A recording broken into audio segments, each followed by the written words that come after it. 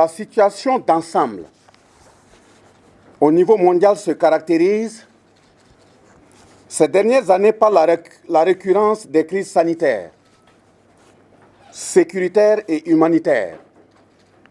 Ces crises multidimensionnelles ont des impacts réels sur le plan économique et social, si bien qu'il urge de trouver des solutions idoines et pérennes pour l'épanouissement des générations présentes et celles à venir. Le Sahel se trouve confronté au phénomène du terrorisme avec des incursions dorénavant dans les pays côtiers. Au regard des conséquences tragiques de cette guerre qui nous est imposée, notre pays puise dans les profondeurs de ses ressources existentielles pour faire face à ces forces obscurantistes. À la croisée des chemins de cette tragédie des temps nouveaux, le Burkina Faso entend jouer sa partition dans le Conseil des Nations en redevenant un havre de paix. C'est dire que notre pays devra être économiquement intégré, socialement prospère, culturellement riche, où la sécurité et la paix règnent durablement en se fondant sur l'état de droit et la bonne gouvernance. Il devra redevenir une terre où vit une communauté unie, solidaire et tolérante, une communauté ouverte à l'innovation technologique et au dialogue des cultures.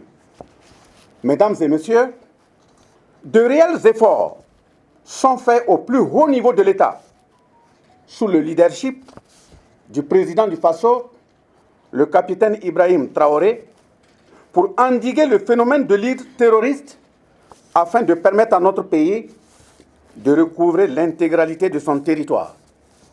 La détermination sans faille de nos forces de défense et de sécurité et des vaillants volontaires de défense de la patrie redonne de l'espoir à notre peuple et particulièrement aux déplacés internes qui ont subi les affres de la tragédie. Certes, la réponse militaire est nécessaire, mais elle ne saurait être la seule solution, comme l'ont relevé les plus hautes autorités de notre pays. Aussi, c'est sur les fondements de ces nobles missions que le département dont j'ai la charge ambitionne de jouer sa partition en convoquant le présent colloque portant l'épithète de, je cite, médias, culture, tourisme et résilience, fin de citation. C'est sur les fondements de ces nobles missions que le département chargé de la communication a été associé à l'élaboration de stratégies nationales, en l'occurrence celle de la lutte contre la radicalisation et l'extrémisme violent, celle relative à la réconciliation nationale et à la cohésion sociale, et enfin le pacte de vivre ensemble. Mesdames et messieurs, je cite les guerres prenant naissance dans l'esprit des hommes. C'est dans l'esprit des hommes que doivent être élevés les défenses de la paix, fin de citation, stipule le préambule de l'acte constitutif de l'Organisation des Nations Unies pour l'éducation, la science et la culture, UNESCO. Guérir les peuples et les nations du fléau de la guerre, quelles qu'en soient les diverses formes et les causes multiples, devrait être le credo de toute l'humanité. Au Burkina Faso, il est clairement établi que les valeurs de référence spirituelles, culturelles et traditionnelles jouent un rôle primordial dans la prévention et la résolution des crises.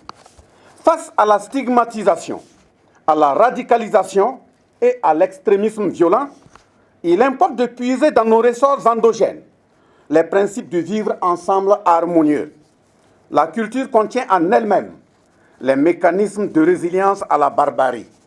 À l'évidence, nous ne pouvons accepter le fait que des groupes armés arrivent à imposer leur comportement, leurs valeurs, s'ils en ont vraiment une seule, aux paisibles populations qui sont obligées de trouver refuge sur des sites de déplacés. Nous ne pouvons accepter le fait que des bandes armées arrivent à renier le droit à la vie, à la différence et aux libertés fondamentales cherchant à imposer leurs préférences à nos communautés qui ont une longue tradition de vivre ensemble.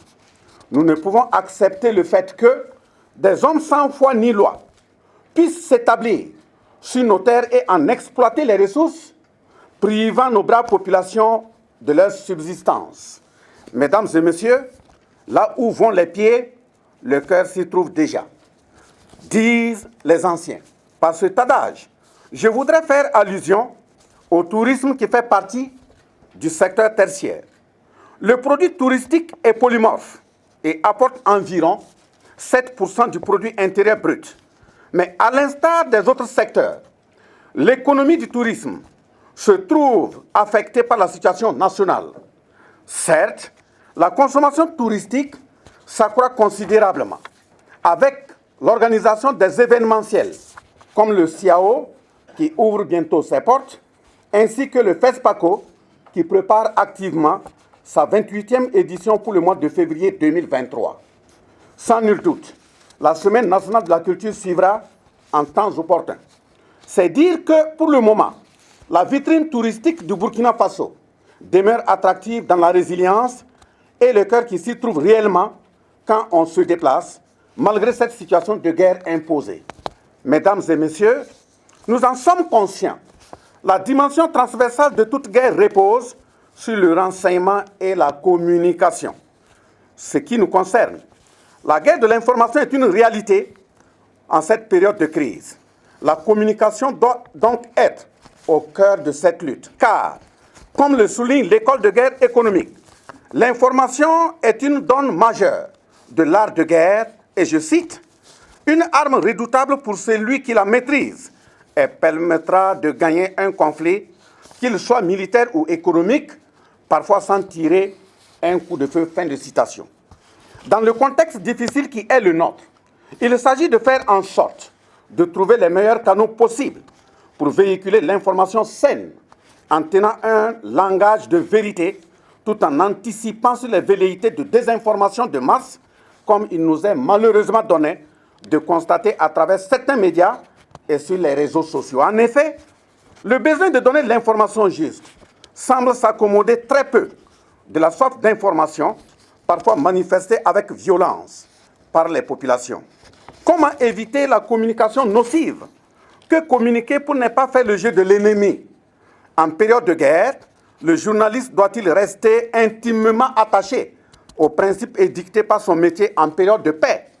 Telles sont les grandes problématiques liées à la communication de crise et j'ose présumer que les réflexions d'éminents experts à ce colloque conduiront à une meilleure prise en compte de ce secteur stratégique dans la lutte contre la stigmatisation, la radicalisation et l'extrémisme violent. Mesdames et messieurs, oui, le pays vous appelle, acteurs de la communication et des médias, pour faire de ce combat le vôtre, dans l'intime conviction que la plume, le micro et la caméra sont des armes de résilience. Oui, la nation vous appelle, vous les créateurs, artistes et écrivains, pour que vos œuvres soient un ferment d'espérance inspiré au creuset des vertus exaltées, une source de vie régénérée. Oui, la patrie vous appelle, acteurs du tourisme, pour la préservation de notre patrimoine commun, dans toute sa richesse et sa diversité, qui fait la fierté des générations présentes et celles à venir. Enfin, je ne saurais terminer mon propos sans traduire mes vifs et sincères remerciements à l'ensemble des représentants d'institutions et de missions diplomatiques dont la présence témoigne de leur intérêt manifeste pour cette activité de portée majeure pour notre pays. Je voudrais traduire mes vives félicitations et mes encouragements à mes plus proches collaborateurs, particulièrement le comité scientifique et technique qui a pensé ce colloque de haut niveau, élaboré le cadre conceptuel et œuvré à sa tenue effective dans les conditions les meilleures. Souhaitant plein succès à nos travaux, je déclare ouvert le colloque placé sous l'épithète de, je cite, « Médias, culture, tourisme et résilience, la patrie ou la mort nous vaincrons,